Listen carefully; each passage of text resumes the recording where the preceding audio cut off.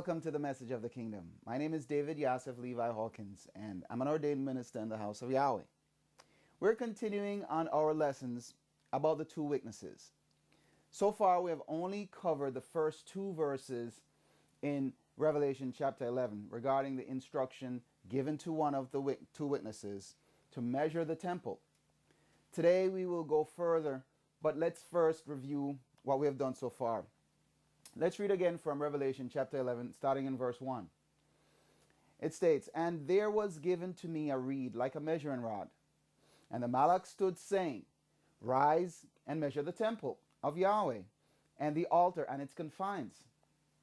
But the court which is outside the temple leave out, and measure it not, for it is given to the Gentiles," or the nations. Now last week, we showed that the witness Israel Hawkins fulfilled this prophecy in the early 1980s by commissioning the work of drawing the blueprints of this temple in accordance with the measurements found in Ezekiel chapters 40 through 44.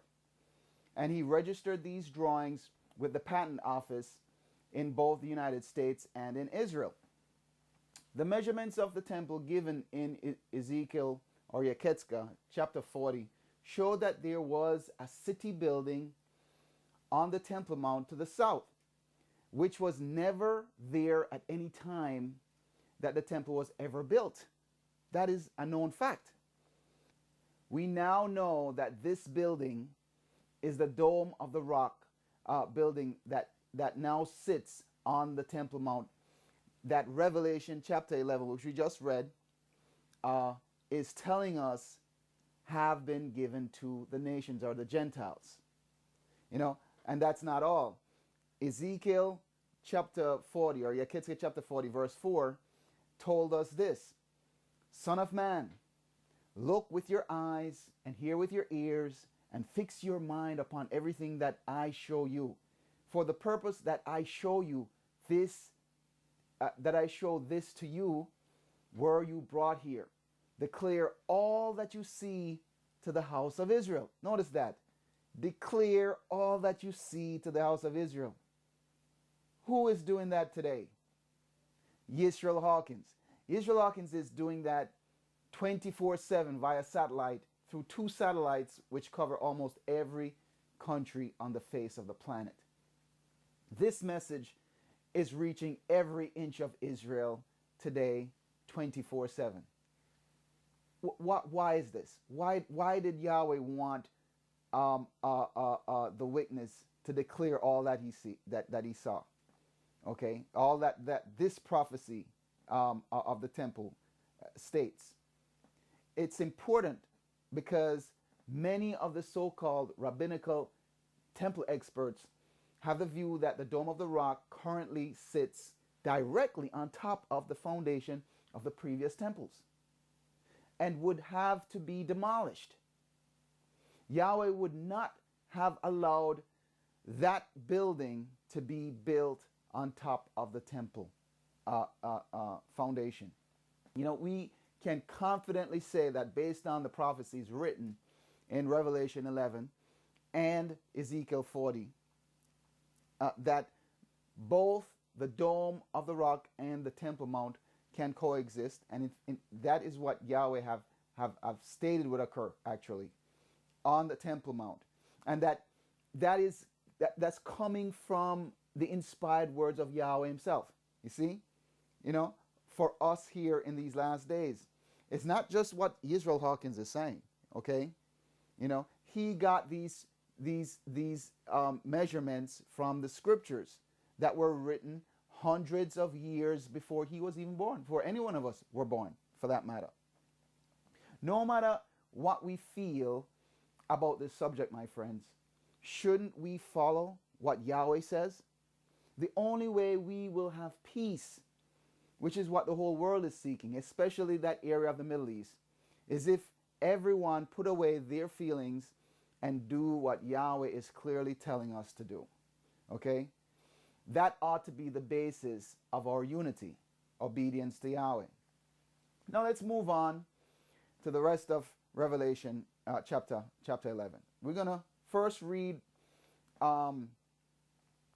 from the King James Version, Revelation chapter 11, verse 3, because and I want you to notice something here, okay?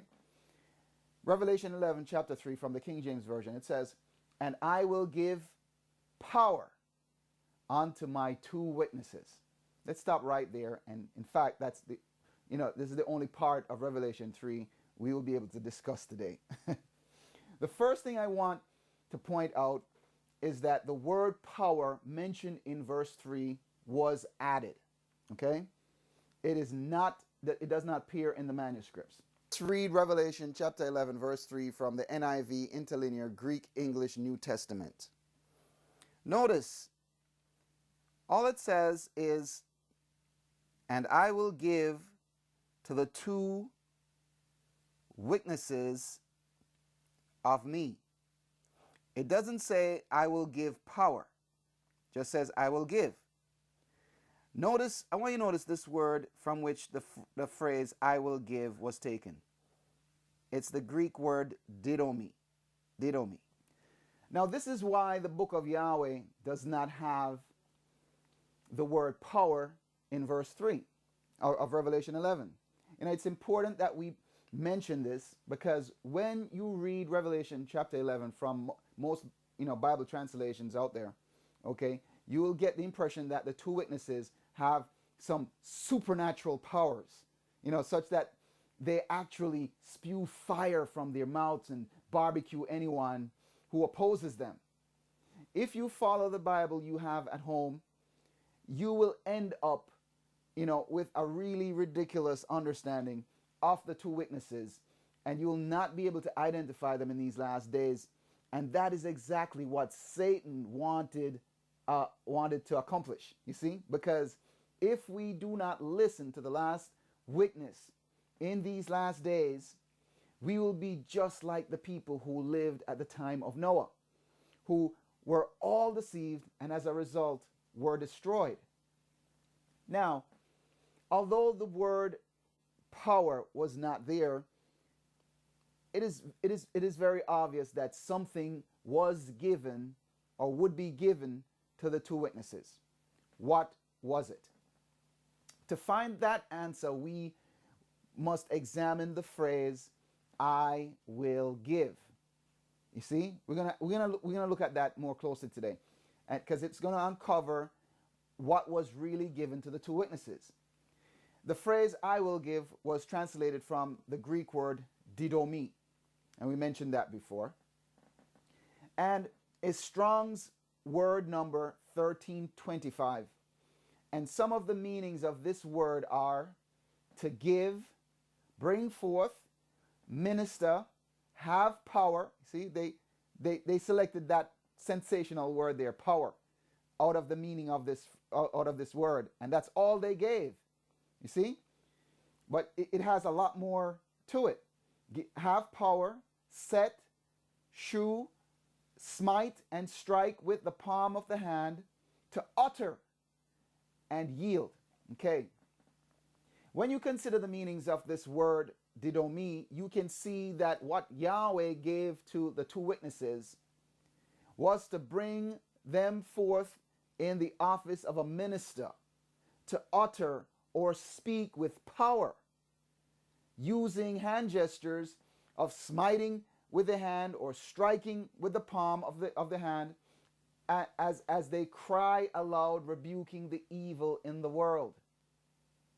So, you see, what they were given is not some Marvel comic superhero, blowing fire out of their mouths and so forth and so on. They were given ministerial offices, okay? And these offices, they were actually prophesied, prophetic ministerial offices, you see? And that's not all. If you look up this word didomi in the analytical Greek lexicon of the New Testament, page 98, it gave us some of the same meanings given to us in the Strong's, like to give, bestow, to grant. These are actually words that were given in the Strong's also. Permit, allow, as well as these meanings, okay? To reveal, teach, to ascribe, fix, and inscribe. You know, both the words ascribe and inscribe means to write. Please, towards the end of this lesson here today, we're going to get back to this notion, this idea of writing. Okay? This is very important because one of the witnesses was specifically given this commission to write for Yahweh in the prophets, in the prophecies, you see? Now, I just want to show you that the translators knew what this word didomi meant, you see? But they chose instead not to provide a more complete translation like the house of Yahweh has done. Notice what Revelation 11 verse 3 reads like from the book of Yahweh now. Revelation chapter 11 verse 3 from the book of Yahweh. It states, "And I will give to my 2 witnesses to perform their prophetic offices." You see that? Now, the reason these ministerial positions or offices are prophetic is because they were spoken of by the prophets of old. But where in the prophecies were these jobs mentioned? Now let's go to Isaiah chapter 44. We're going to be reading from verse 1 to verse 8. Here in these verses, we're going to learn that Yahweh not only announced the very names of the 2 witnesses thousands of years in advance, he also stated how they would obtain their names and gave details of the job, the work that they would do. Isaiah, let's start reading in Isaiah chapter 44, verse 1. It says, "Yet now hear, O Jacob, my servant, and Yisrael, whom I have chosen." You know, let's just stop right here and jump ahead to verse 8 to see clearly who these 2 people are. There's no need to speculate, my friends, like, you know, they are Jacob, whose name was changed to Israel, or Moshe, Moses, and Elijah. You know, some people actually state that that the 2 witnesses, that's what the 2 witnesses are. You know, Yahweh made it absolutely clear who these 2 men are, my friends. And I want you to notice verse 8. It says, "Do not fear, nor be afraid. Have I not told you from that time and have declared, you are my witnesses?" That's what it says in every Bible. Yahweh gave their names thousands of years before they were born. Isaiah 43, 44, 45, 46, 47, 48, 49 are talking about the work of the 2 witnesses. Let's read again in Isaiah 44, verse 1. "This is what Yahweh says, who made you and formed you from the womb." Please notice here that Yahweh is speaking to 2 people, but only 1 womb. Which means that the 2 witnesses are brothers. The womb, the word womb, was translated from the Hebrew word beten and is word number 990 in Strong's Concordance. And it means to be hollow, the belly, especially the womb. You know, some have made the mistake in saying that the word womb mentioned here is symbolic and not an actual womb, but that is false. In fact, I want you to mark your place there in Isaiah 44 and quickly turn to Isaiah 49, and we're going to read verse 1. And we'll see this same word here, womb, and notice that it is associated with the bowels of the mother of the witnesses. Okay? Actually, 49 is specifically talking about the witness Israel here. And at this point, it says, 49 verse 1, "Listen, O isles, countries, to me. Listen, you peoples from afar. Yahweh has called me from the womb, from the bowels of my mother. He has made mention of my name. So you see here that this womb is the actual physical womb of a woman, the mother of the witness Israel. Now I want to quickly go back to verse 1. I want you to notice something else. Notice whose name is mentioned first. Yet now hear, O Jacob, my servant, and Yisrael, whom I have chosen. And as it turns out, Jacob is the older brother, and Yahweh named him first. You know, this was written thousands of years before they were born in these last days. I want you to think about that. Okay, let's go back to verse 2 now. This is what Yahweh says. Who formed you and who made you and formed you from the womb. Who will help you. Do not be afraid, Jacob, my servant. Now, why was Jacob encouraged not to be afraid? Do you know? Well, you'd have to know about Jacob. This is because his life was threatened when he went to Israel to do a work there. You know, as you might expect, he used the name Yahweh when he went to do the work initially in Israel. But he was warned that he would be placed in a body bag. Okay? That means they're going to kill him, put him in a body bag, if he taught in the name of Yahweh in Israel. You see? If you read Jeremiah chapter 11 verse 21, you will see that the prophet Jeremiah was also given this very same threat. I want you to notice the last part of Jeremiah chapter 11 verse 21. It says, do not prophesy in the name of Yahweh, or you will die by our hand. My friends, the thugs who issued this threat are the so-called priests or rabbis who remove the name Yahweh from your Bible. They still teach this same blasphemy in Israel, and they threatened the witness Jacob when he went there to live for 7 years. This threat shook him up. It really did. You know, and later we will talk about how the situation led to the separation of the two witnesses, which was all prophesied to occur, my friends. All prophesied to occur. Now let's see if we can finish reading, verse 2 of Isaiah 44. This is what Yahweh says, who made you and formed you from the womb. Who will help you? Do not be afraid, Jacob, my servant. We just saw, why that was said.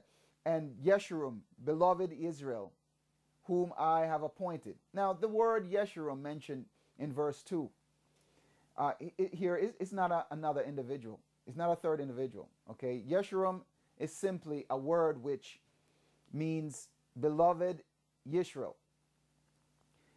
The International Standard Bible Encyclopedia, Volume 2, page 1033, tells us that the Septuagint version renders Israel's name in Isaiah 44, verse 2, as beloved Israel. The Septuagint is the first Greek translation of the Hebrew Bible. Verses 3 and 4 of Isaiah 44 talks about the seed and offspring of the witnesses. So, let's jump to verse 5 now. We have a lot of things to cover, and we have to really. So, verse 5. Verse 5 in most Bibles have been mistranslated. So, we're going to read it from the King James Version first, so you can see for yourself. Now, please remember that Isaiah 44 is talking about two individuals, okay? Jacob and Israel. But when you read verse 5 in the King James Version, it makes it seem as if it's talking about three people. Notice, in Isaiah 44 verse 5, King James Version, it says, one shall say, I am the Lord's, and another, okay, shall call himself by the name of Jacob. So that's two persons so far, right? And another, a third person, shall subscribe with his hand unto the Lord, okay, and surname himself by the name of Israel. But as we have seen, and I've just mentioned in Isaiah 44 verse 1, is talking about about the two individuals. So what's the problem with this verse? The problem lies with the word another, mentioned twice in this verse, okay? The word another was translated from the Hebrew word ze. And is Strong's word 2088. It is a demonstrative pronoun which means this or that, or on this side, or on that side. You know, it's like a toggle.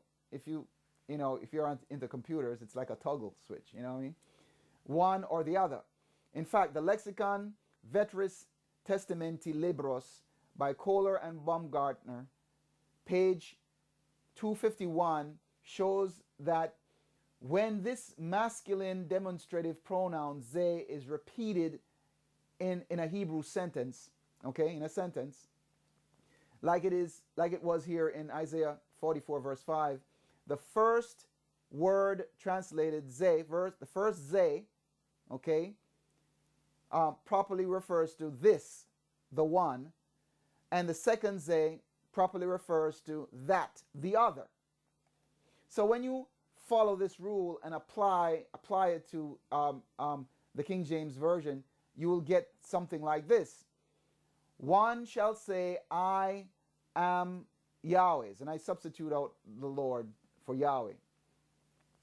And this, the one, or this same one, okay, shall call himself by the name of Jacob.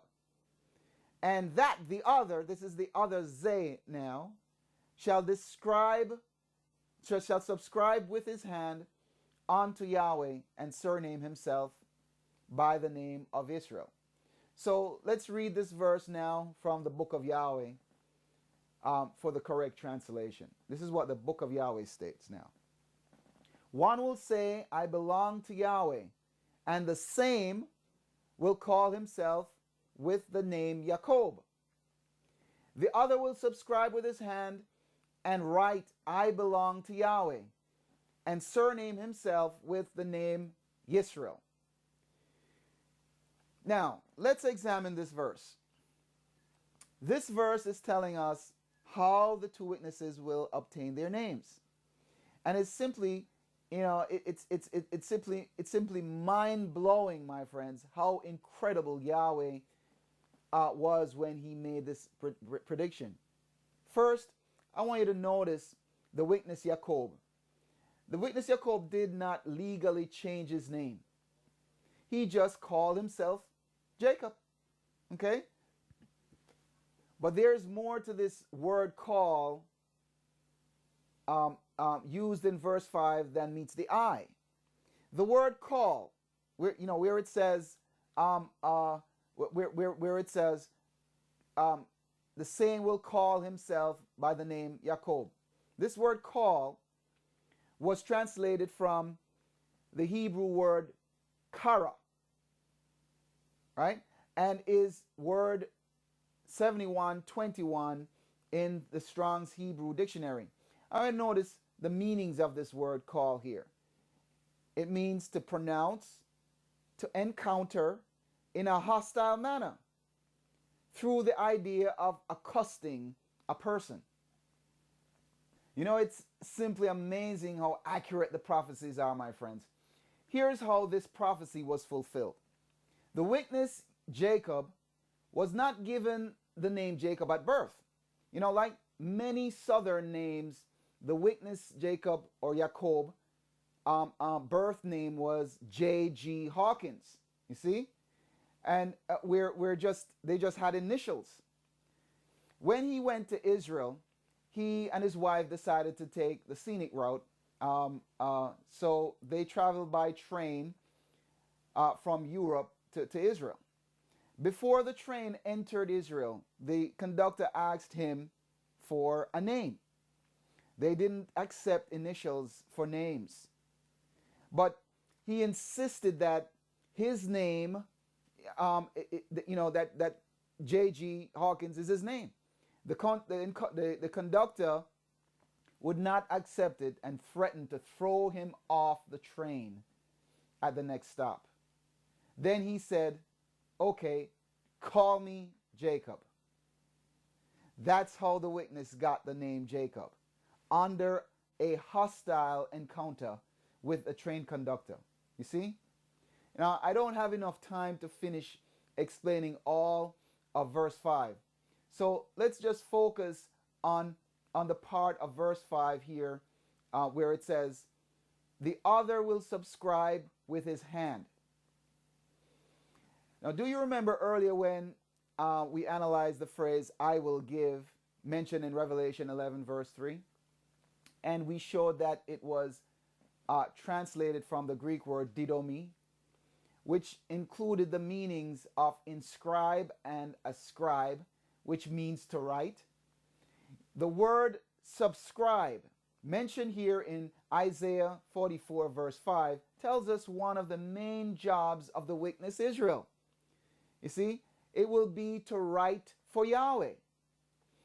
The word subscribe was translated from the Hebrew word kathab and is word 3789 in Strong's Hebrew Dictionary, and it means to write, describe, inscribe, prescribe, and to record.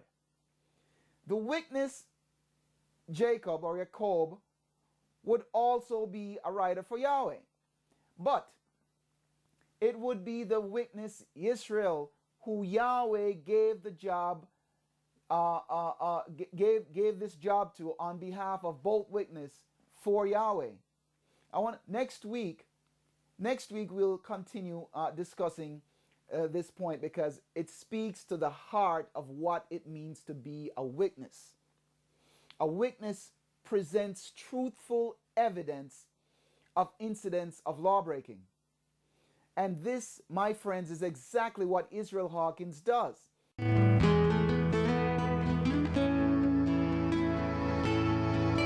For more information, write The House of Yahweh. Yahweh is spelled Y-A-H-W-E-H. Post Office Box 2498, Abilene, Texas 79604. Or call toll-free at 1-800-613-9494. That's The House of Yahweh, P.O. Box 2498, Abilene, Texas 79604. Or call 1-800-613-9494. And don't forget to ask for our free monthly magazine, The Prophetic Word.